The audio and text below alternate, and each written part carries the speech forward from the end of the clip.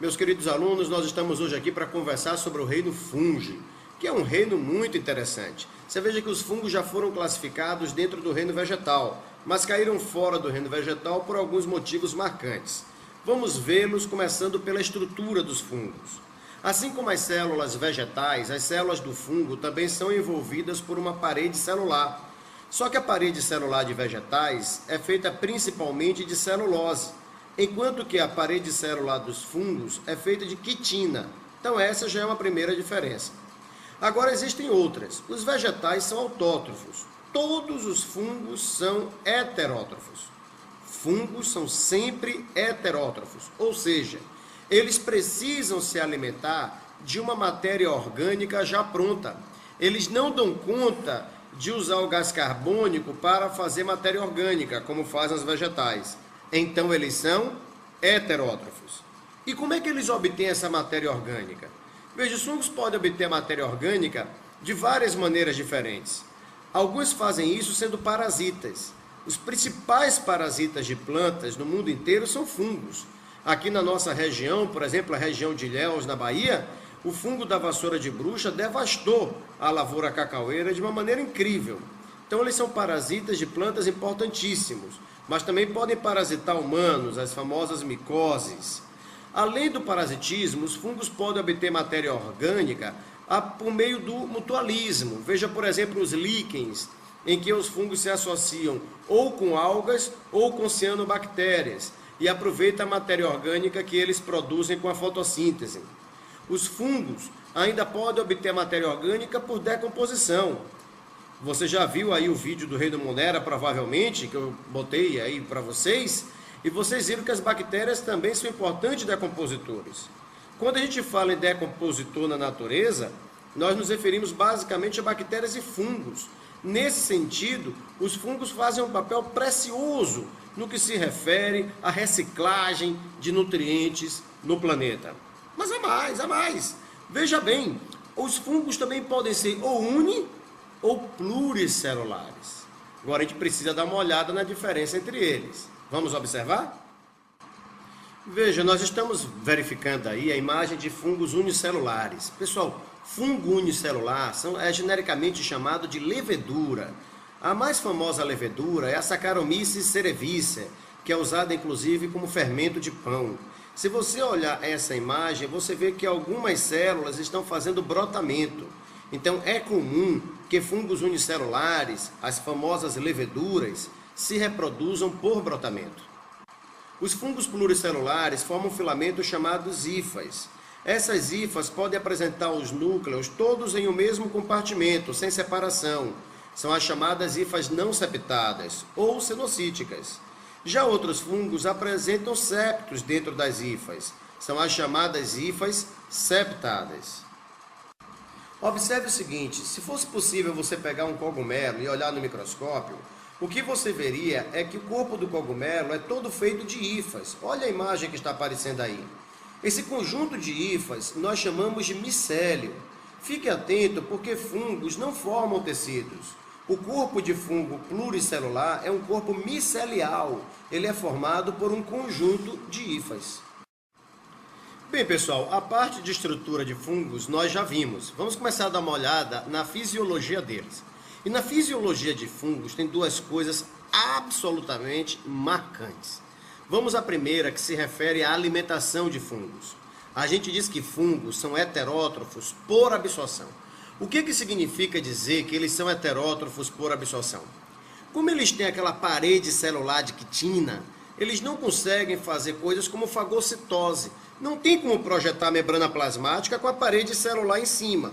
Então, como é que o fungo faz para se alimentar de macromoléculas? Ele secreta enzimas para o lado de fora do corpo dele. Entenda bem. Ele pega as enzimas e joga para o lado de fora do corpo dele. Essas enzimas, então, do lado de fora do corpo, quebram as macromoléculas em micromoléculas. E aí eles absorvem as micromoléculas. Ou seja, fungos fazem uma digestão extracorpórea. Ele joga as enzimas para o lado de fora do corpo, ela degrada macromoléculas em micromoléculas e aí eles absorvem as micromoléculas. Por isso eles são chamados de heterótrofos por absorção. Outro aspecto marcante da fisiologia de fungos é a sua reprodução. Veja bem, fungos podem fazer uma reprodução assexuada por brotamento. Nós já vimos isso no caso das leveduras. Fungo também pode fazer uma reprodução assexuada por fragmentação. A hifa pode se quebrar e cada pedaço da hifa vai gerar um novo fungo. Agora, o que há de marcante em fungo é a reprodução por esporos. Fungos, fundamentalmente, se reproduzem por esporos.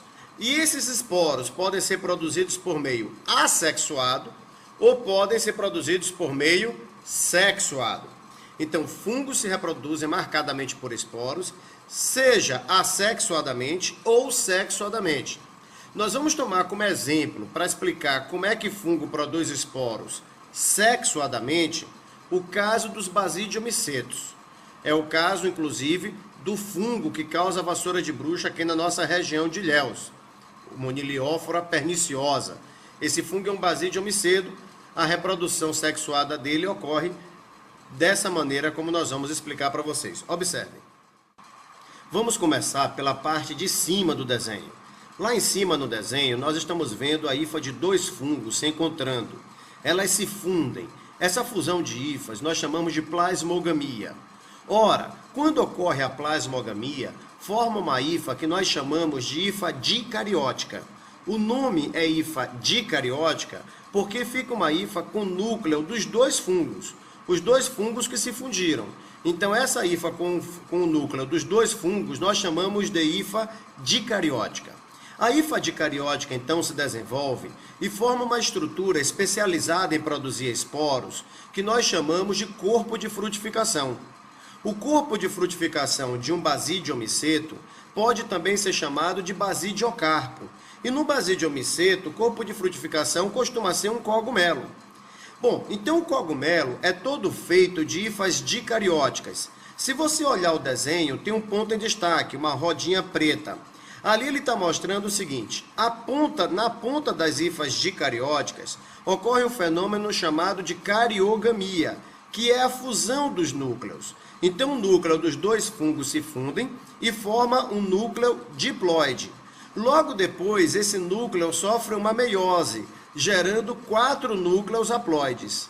Cada um desses núcleos haploides vai formar um esporo.